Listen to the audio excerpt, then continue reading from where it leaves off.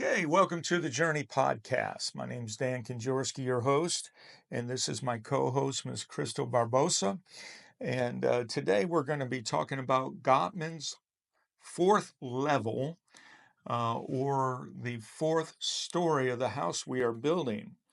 It refers to the positive perspective, and we are building off of the first three floors, which are building love maps, sharing fondness towards each other, and turning towards each other.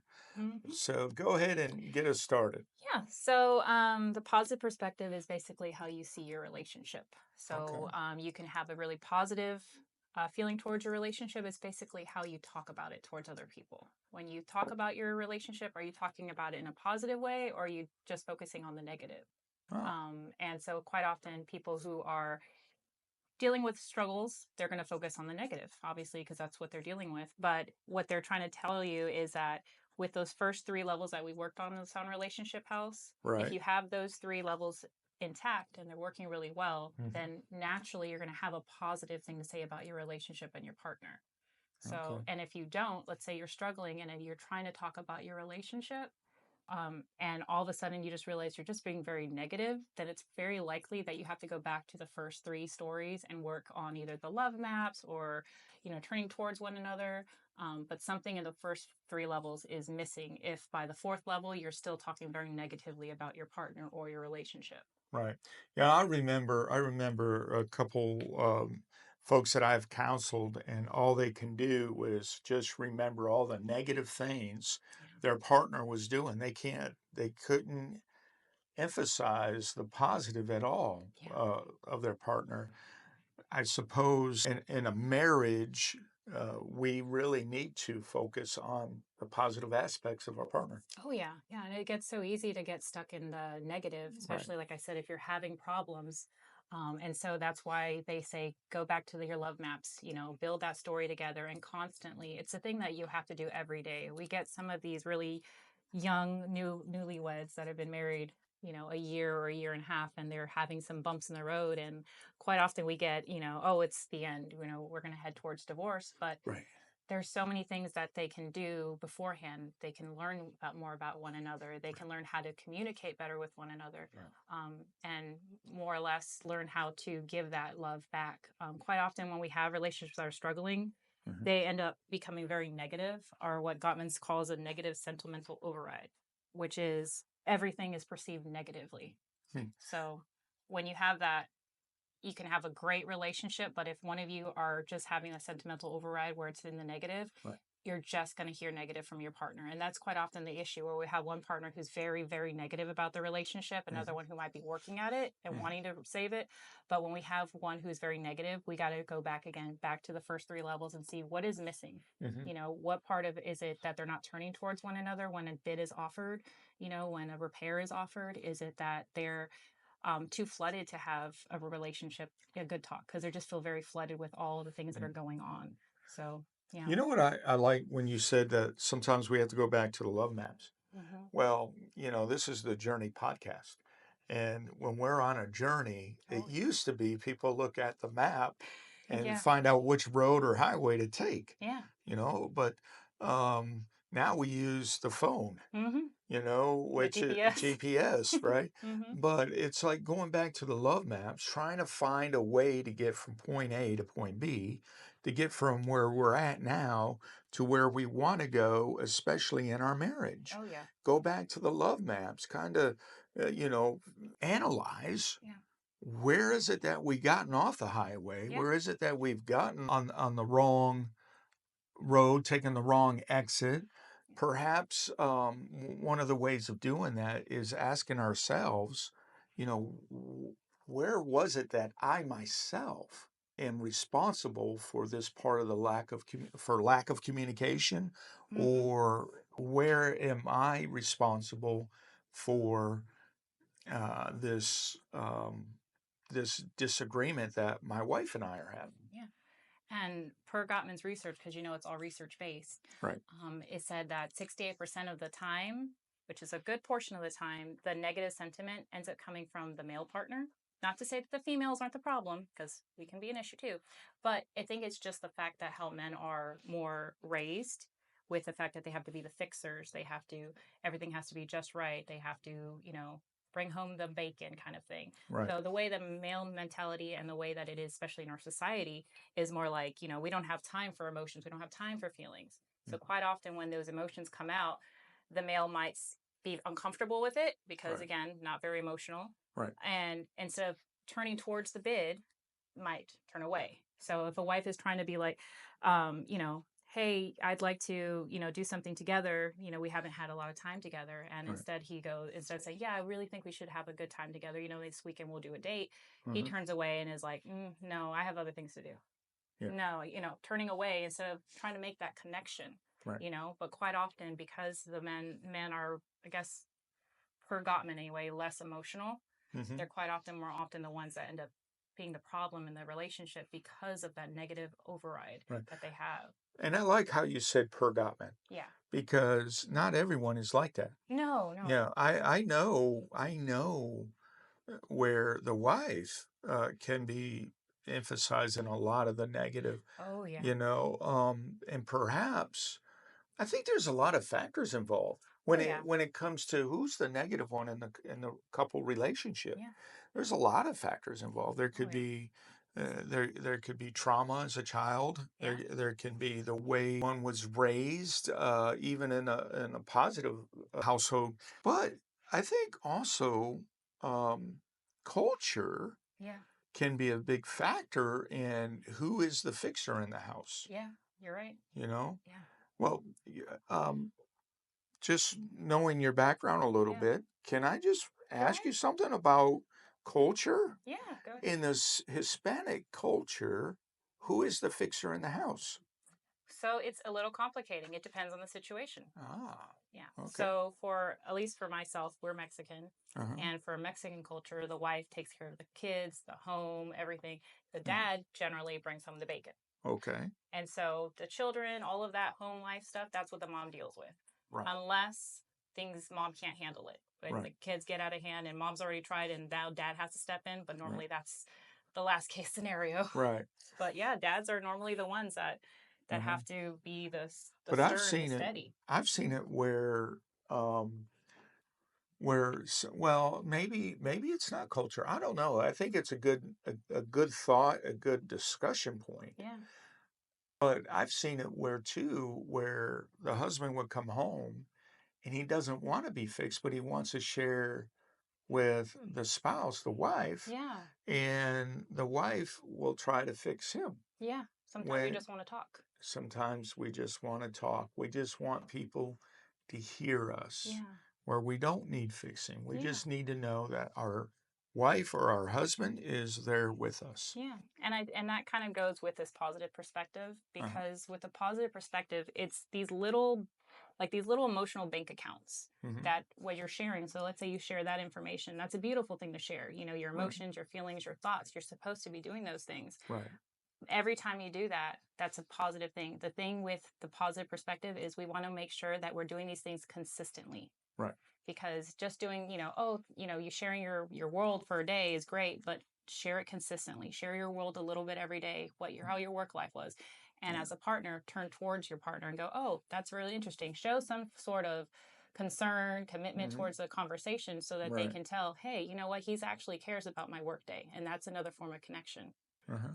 So I notice how here I like how you said that you're emphasizing the three previous laws, Yeah. turning towards, Mm-hmm. right? Yeah. And sharing fondness and building love maps. You Yes. started out with, hey, sometimes we need to go back to our love maps. Yes. Right. Yeah, and that happens quite often. And a lot of people think that once you've completed, let's say, Gottman, you don't have to go back to these, ABCs of a relationship. Oh, But this is something that, yeah. I mean, you're constantly working on your marriage. You know this. You've been Right. married how many years? 36 36 years? years. So you know 36 this more years. than anybody here. Oh, yes. It's a Yeah. constant. It's a Yeah. constant. You're constantly adjusting. You're constantly trying to get Right. to know each other again. Because Yes. as each phase, each decade passes, new Right. things are developing, new Right. changes, Yeah. and just keeping each other up to date. That's what's most important. Well, let's think about some of the major changes in life. Yeah. Okay, especially in the military. Oh, yeah.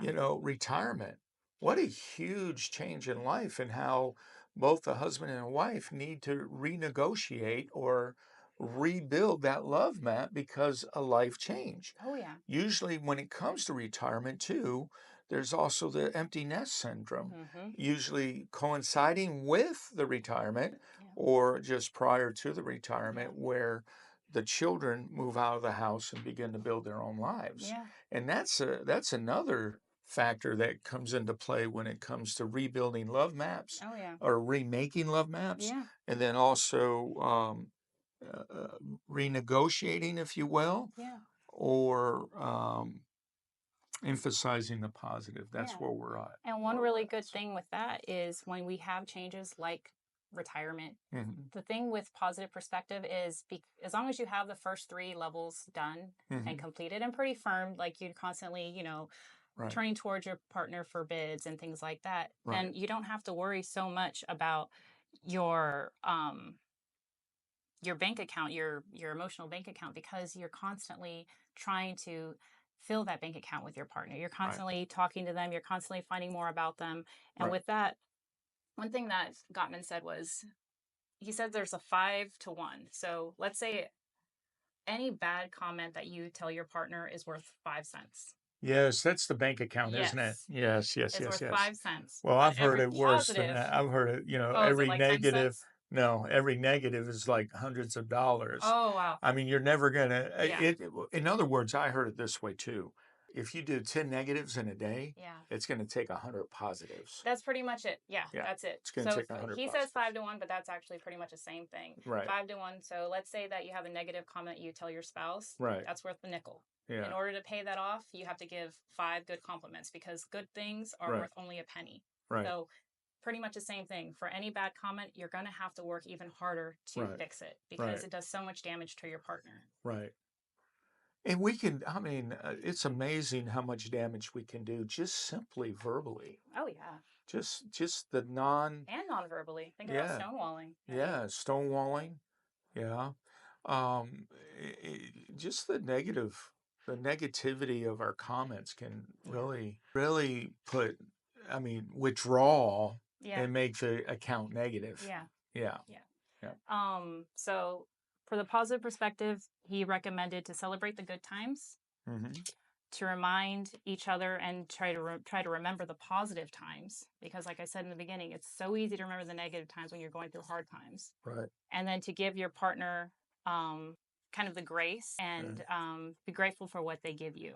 So yeah. a lot of just being present with your partner, a lot of showing that affirmation for your partner. Hmm. Those are the things, again, the first 3 levels that help build the structure for your sound relationship house. Okay. Um, So you said celebrate the good time, mm-hmm, share gratefulness for your partner. What mm-hmm. else?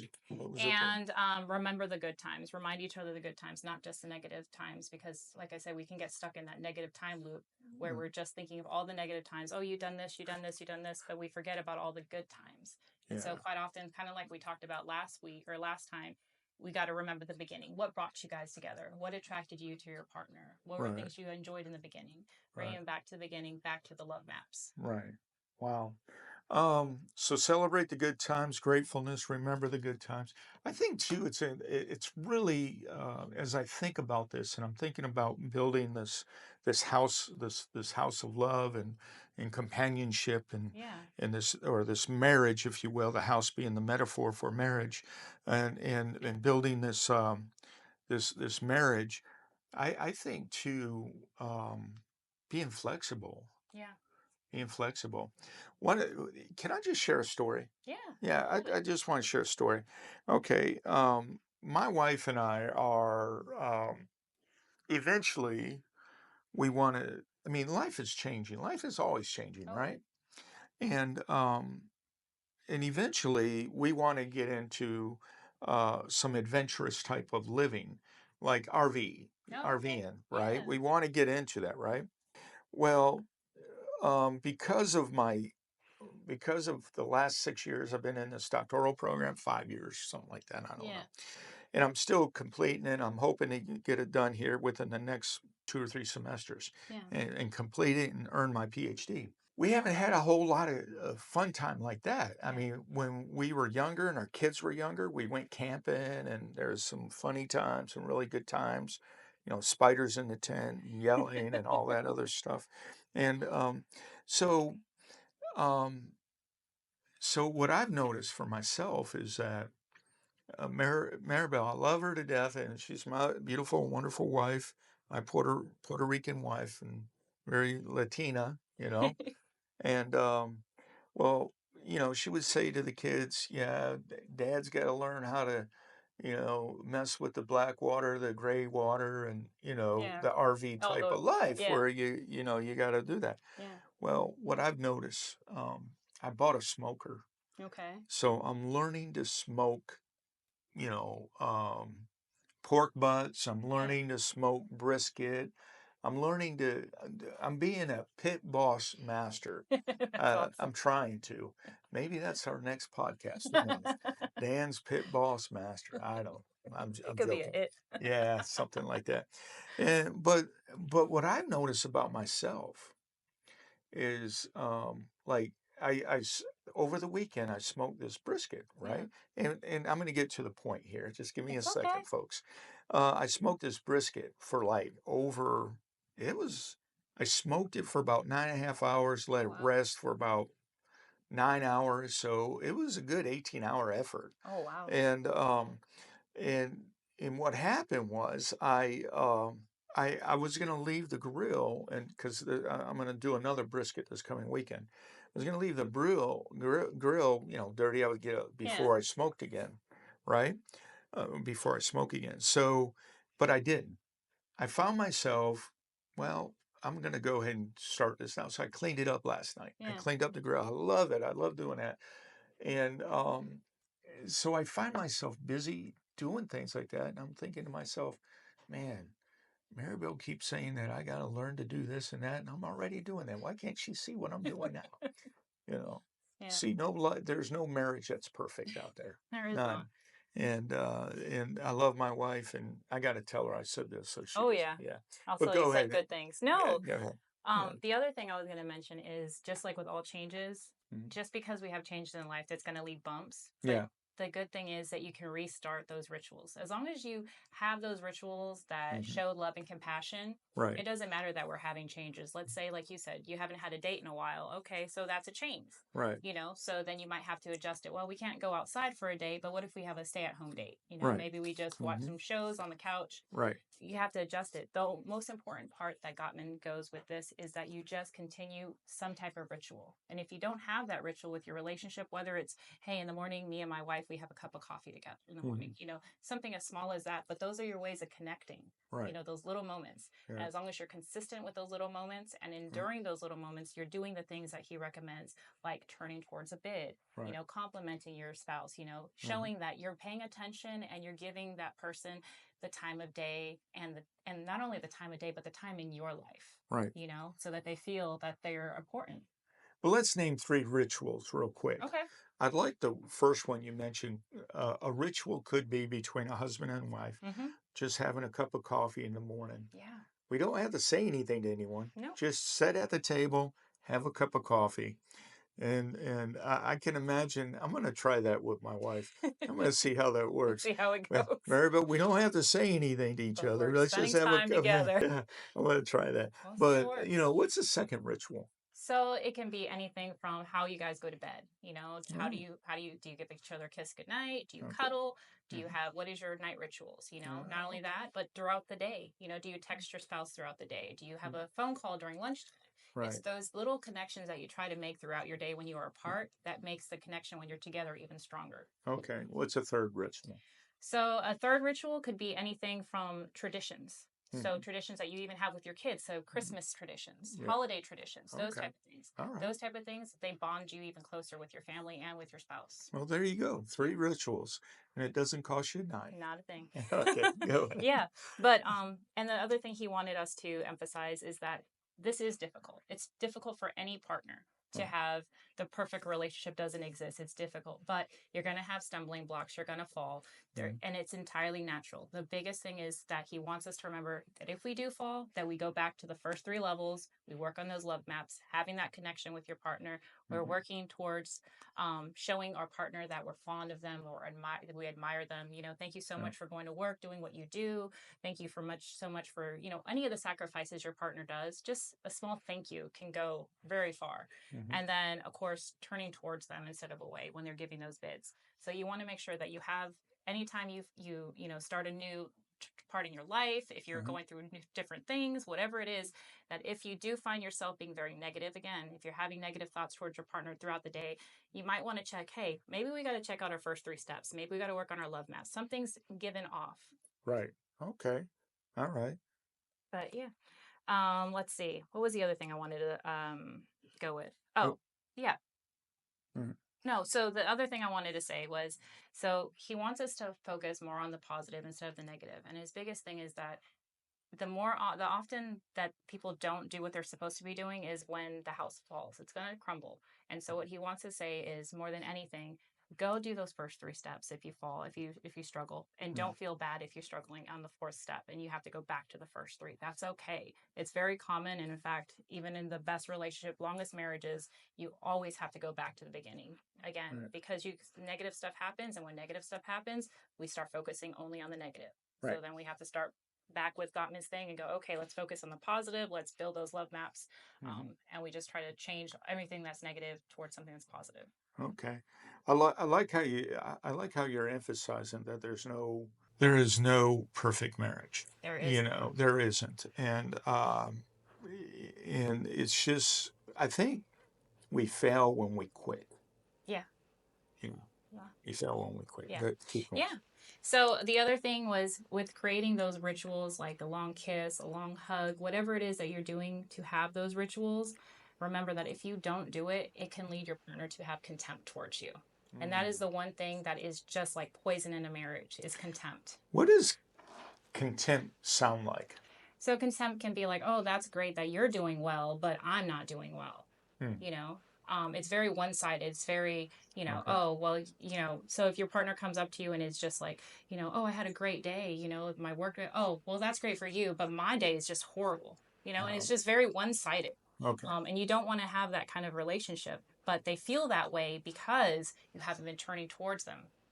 So it's not something that just develops. It develops because of lack of the first 3 steps. Okay. We're failing in one of the first 3 steps. And so that is what creates the contempt. And again, the first 3 steps, and we're repeating ourselves. I know that.